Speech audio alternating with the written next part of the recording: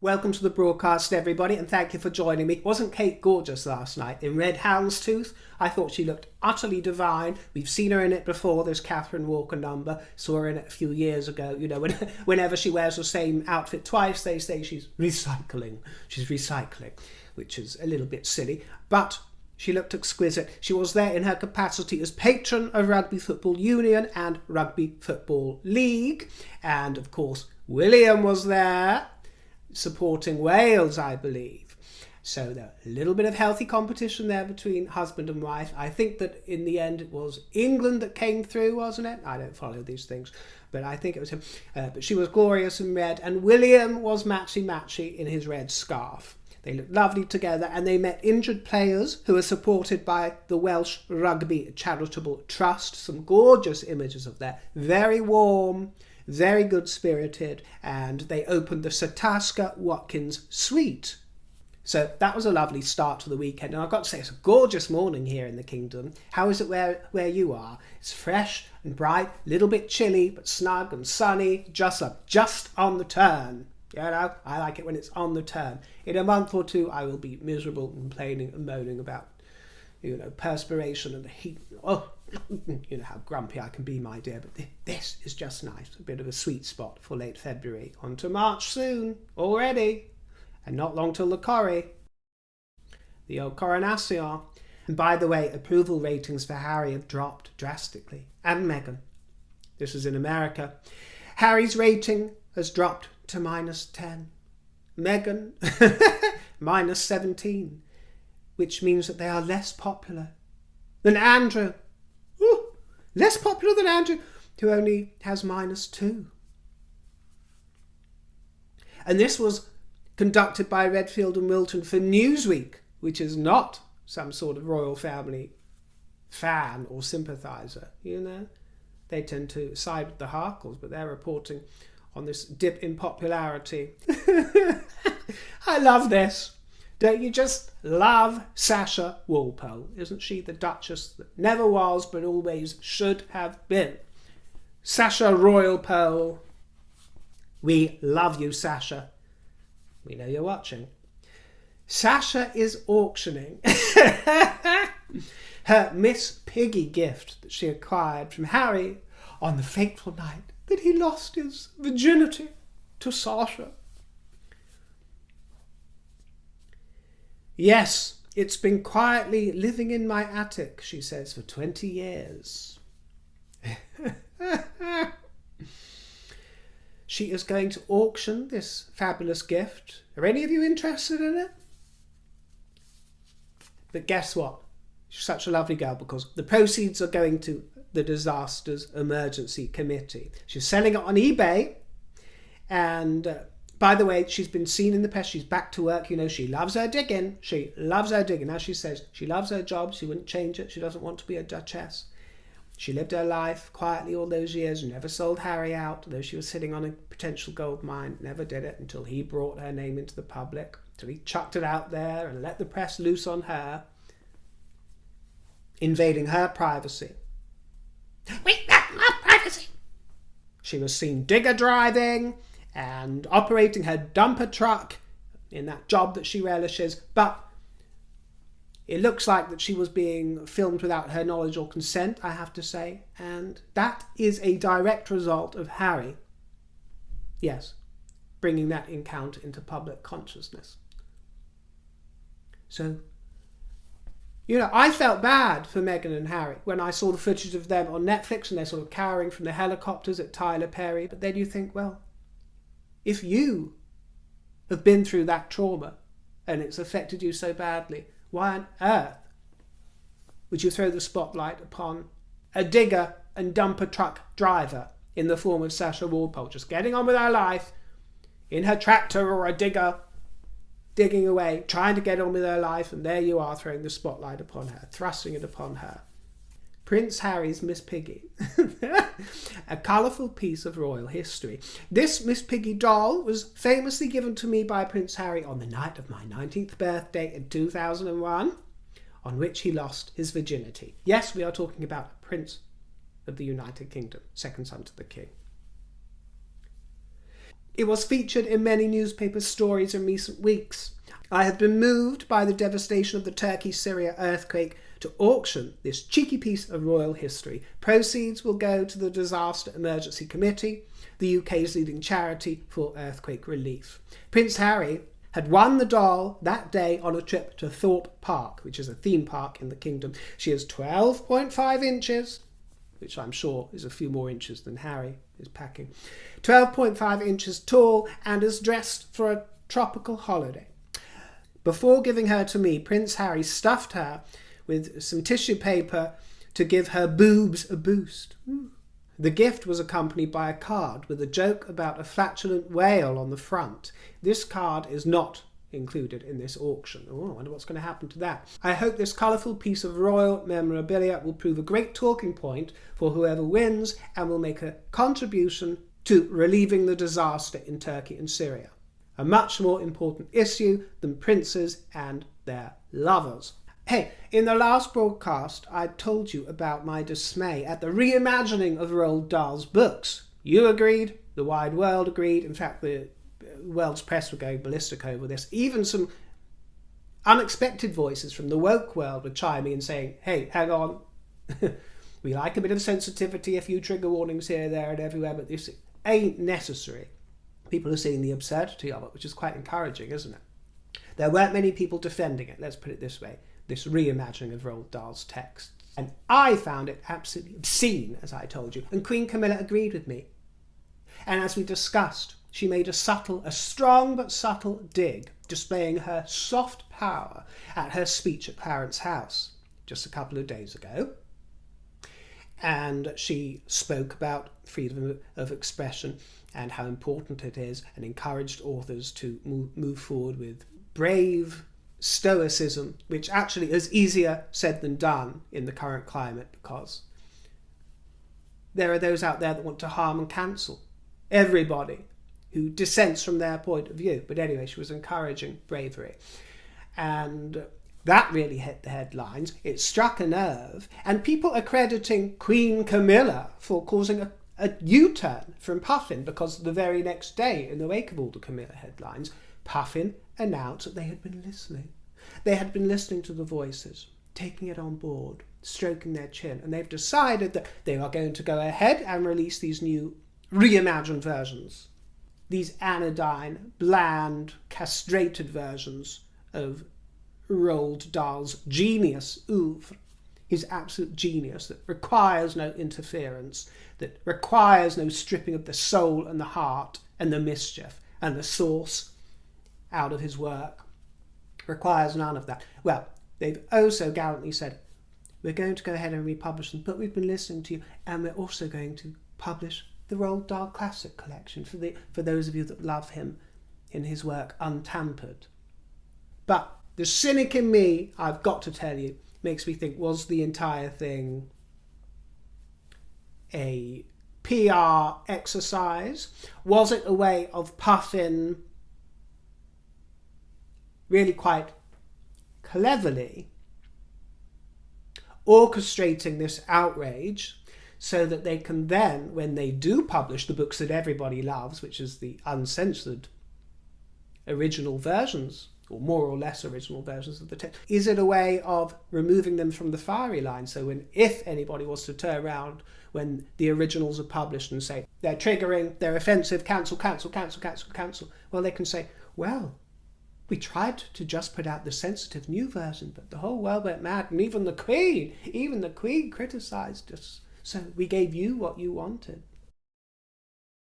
That's what the cynic in me says. And also the critic in me says that I don't care about this appeasing everybody by releasing two versions. That ain't good enough. No, I still think they should pulp the entire warehouses full of these new bland versions, these castrated versions. I think they should be pulped and burned. But I certainly think it was a wonderfully deft move by Camilla, and some people have said, is there a worry that she might stray too far into what seems to be political interference, getting involved in matters that aren't royal? No, absolutely not. I believe that she has the nous and the savvy to know when to speak, when to stop. I think she might not be afraid to very gingerly approach the line, but will never ever cross it. She gets it. I really think that she absolutely gets it.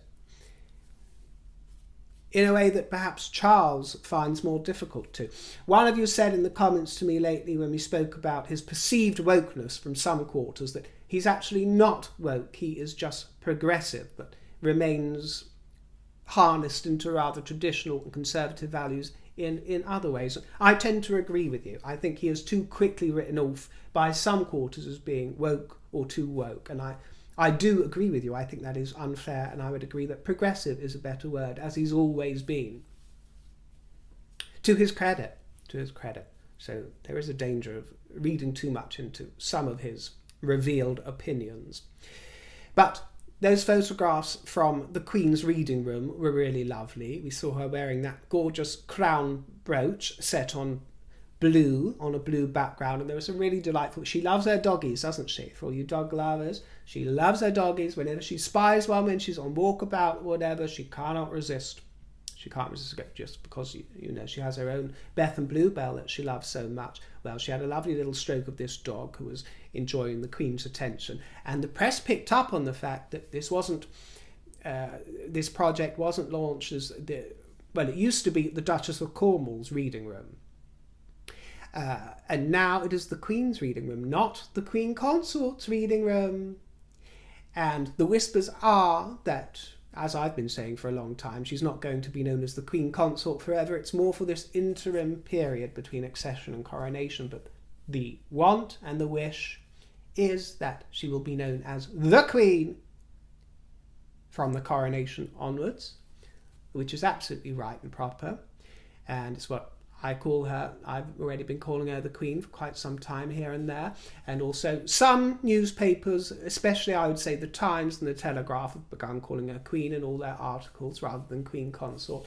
You know, aside from anything, it's just, it doesn't trip off the tongue as well, does it? Queen Consort Camilla, the Queen Consort, you know, it's a bit more cosy to say the King and the Queen. People had to have time, you see, to get used to the idea of using those. I mean, it's still taking people time to get used to calling Charles King, isn't it? Because he's been known as Prince Charles all of his life and for all of our lives, you know?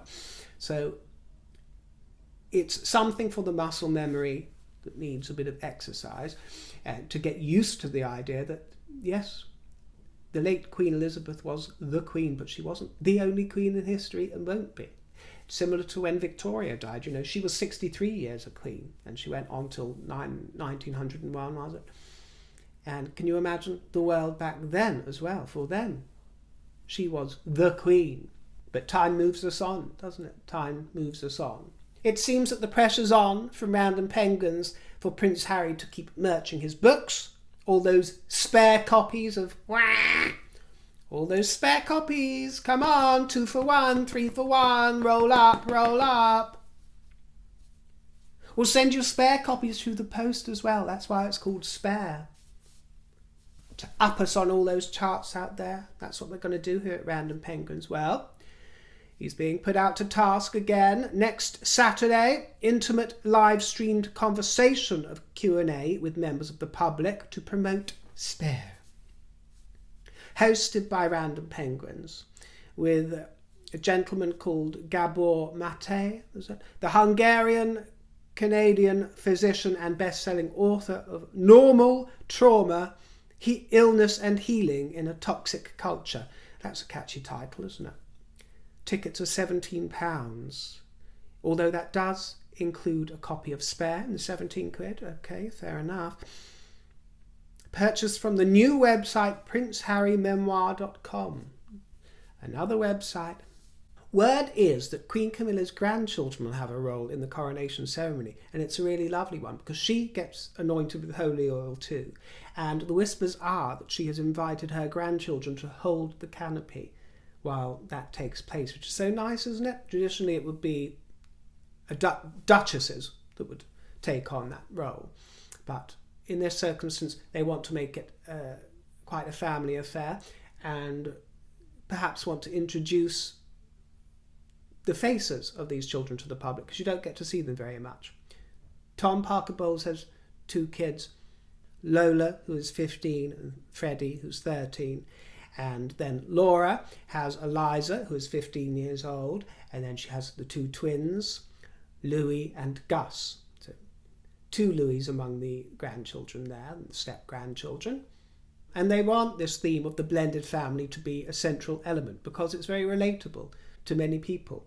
And a significant role is being discussed for Prince George, who of course represents the continuation of the monarchy. The Queen's coronation gown is going to be made by Bruce Oldfield, who was picked by Camilla personally, and they're firm friends. They've had a 10-year working relationship, and of course he famously had a splendid relationship with Diana as well. And he loves both women and has always spoken well about both women. He said, "I gave Diana her glamour and Camilla her confidence." And he's delivered on many important occasions. You would have seen his work with Camilla lots of times. The state opening of Parliament, the Bond premiere where she was in blue that time, lots of really beautiful outfits. He gets her, he knows what flatters her, and as he said, he gives her confidence. So I'm excited to see what creation he comes up with. And it was also exciting to see Camilla pay a visit to Jimmy Choo, the Jimmy Choo Academy, where she toured the academy with Jimmy's co-founder. This was at the newly restored Boston Manor, where the academy trains young people in fashion-related craft skills and supports them to incubate their own business. And Jimmy Choo designed Camilla's shoes for the William and Catherine wedding.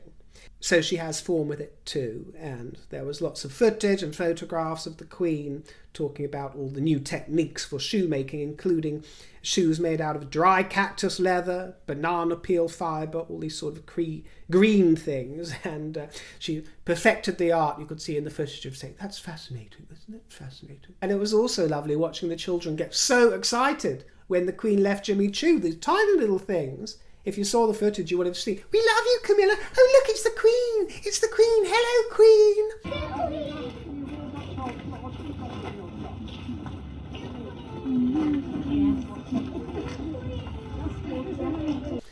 They were very excited about it. And of course, their young minds aren't, they're unsullied. They're far less judgmental about her than some members of the older generations.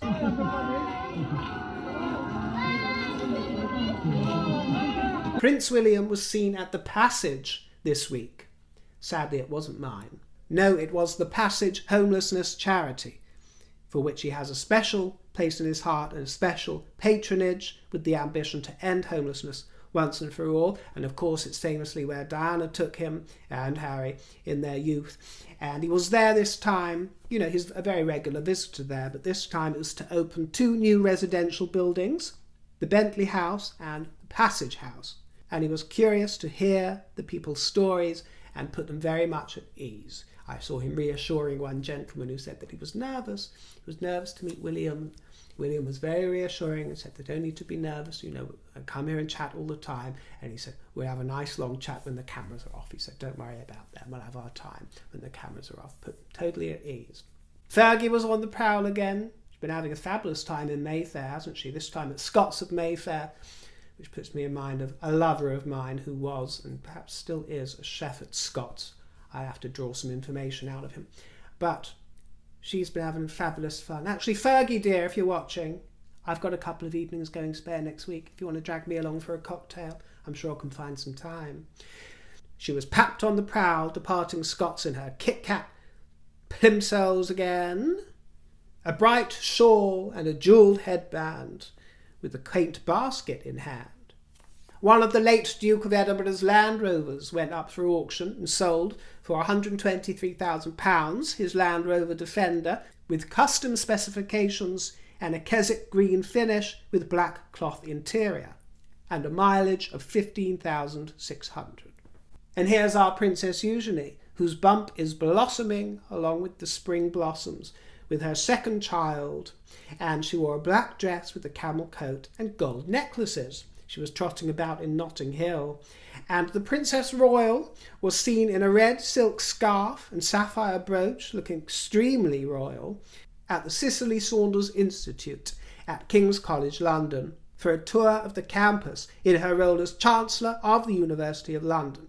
She accessorised with black gloves and matching handbag. It was only a couple of days ago I was thinking to myself, where's Sophie and Edward? Are they having a few little sneaky days off? I haven't seen them for a little while. That had got completely under my radar. They had been working. They'd been doing a 3-day tour of the Cayman Islands. An official visit where it seems that they're winning over the Caribbean. And the Cayman Islands is a British overseas territory, not a realm, which is meaning that it's not an independent country, but it is part of the UK. But it is self-governing, it's got its own government, makes its own laws, but the United Kingdom is responsible for its foreign affairs and its protection, all that kind of thing. But they were there to look around and also to deliver a message from the King, which they were able to do, and they both met with Premier, who hosted a lunch there to discuss climate issues and sustainability. And Sophie opened the 54th Agricultural Show. She met local community members, farmers, she saw livestock, displays and district stalls, that kind of thing, while Edward met the regiment, the Coast Guards and the cadets at base, who showcased their operational capabilities and resiliency and response mechanisms. So I'd love to hear from you if you live in the Cayman Islands, and if you caught a glimpse of the Earl and Countess of Wessex while they were there. That would be rather fabulous, wouldn't it? Thank you for spending some of your Sunday with me. I'll catch up with you again very soon. Enjoy what's left of the weekend. Leave me a nice juicy comment or fruity question, and my tip jar is in the description box below. I look forward to seeing you next time. Thank you for your company, and toodle pip. Ta-ra!